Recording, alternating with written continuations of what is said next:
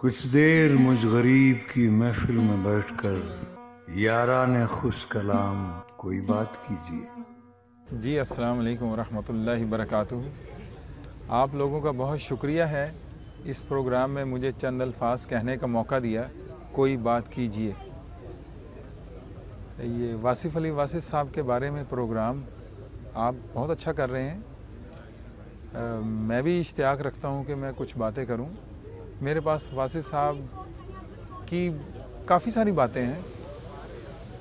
असल में मेरे वालिद साहब सैयद सफदर अदीब जो हैं वासिफ़ साहब के बहुत अच्छे दोस्तों में थे, उनका शुमार होता था। और मैं आपको बताऊंगा कि मेरी वासिफ़ साहब से पहली मुलाकात कैसे हुई और बाद में फिर कैसे मुलाकात हुई। लेटर जब मेरे वालिद साहब का इंतकाल हो गया फिर कैसे मुलाकात हुई। हालांकि वासिफ़ साहब का इंतकाल मेरे वालिद साहब के इंतकाल से पहले हो गया था। इनका 89 में, वो मेरे वालिद साहब का इंतकाल 2000 में। हजूर, मैं अपने वालिद के साथ स्कूटर पर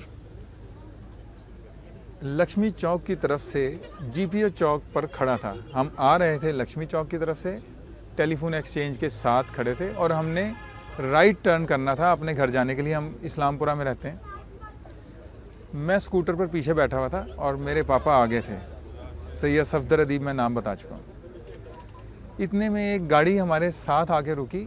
उसने शायद सीधा जाना था।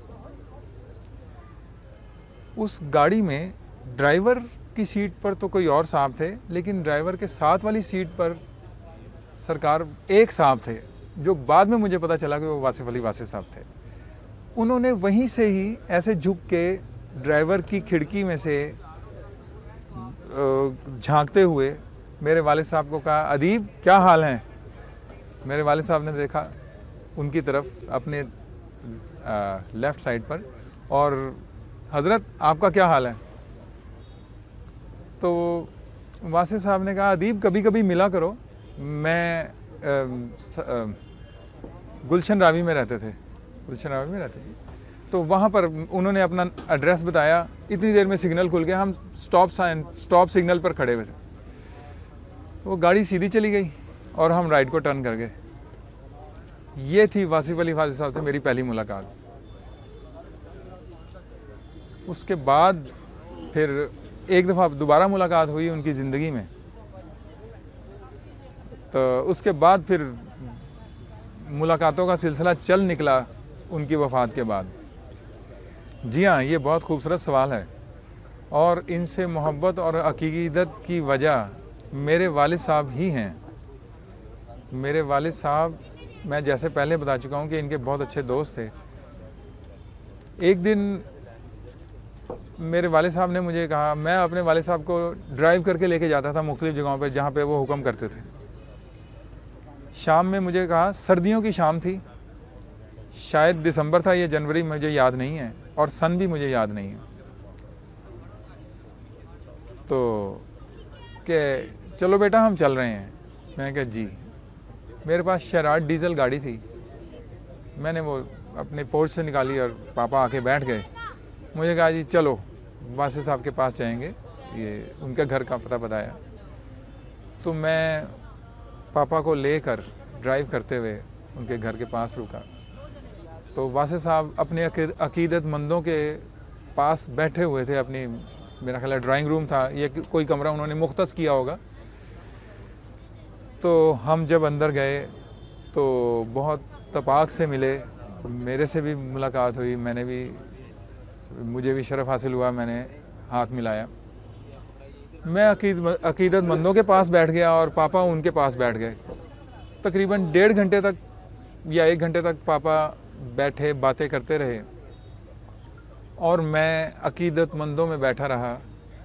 उस वक्त तक मैं इतना ज़्यादा रूहानियत को नहीं जानता था, अभी भी नहीं जानता, लेकिन अब जितना जानता हूँ उसकी निस्बत तो बिल्कुल भी नहीं जानता।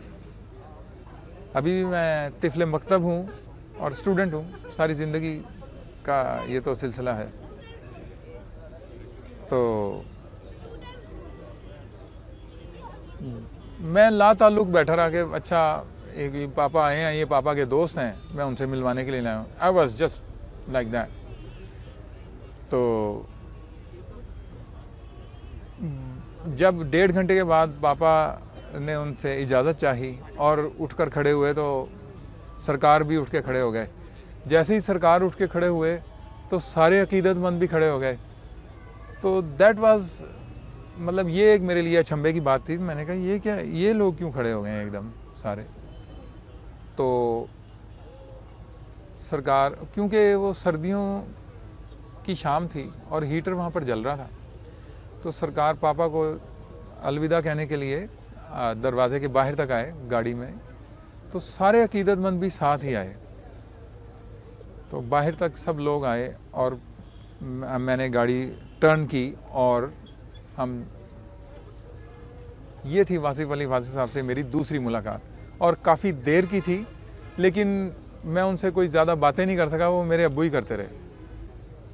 सरकार के अक़वाल में से खूबसूरत तरीन कॉल जो मुझे बहुत ज़्यादा पसंद है, बहुत छोटा सा है और बहुत खूबसूरत मुझे लगता है। बदनीयती की सज़ा, बदनीयती की फौरी सज़ा, फौरी का लफ्ज़ निकाल दें तो इसका असर ख़त्म हो जाता है। बदनीयती की फौरी सज़ा खौफ है, ये बहुत खूबसूरत मुझे लगता है। और मैं अपने स्टूडेंट्स को इसके ऊपर लेक्चर देता हूँ बाकायदा, इस कॉल के ऊपर। जज़ाकल्लाह खैर।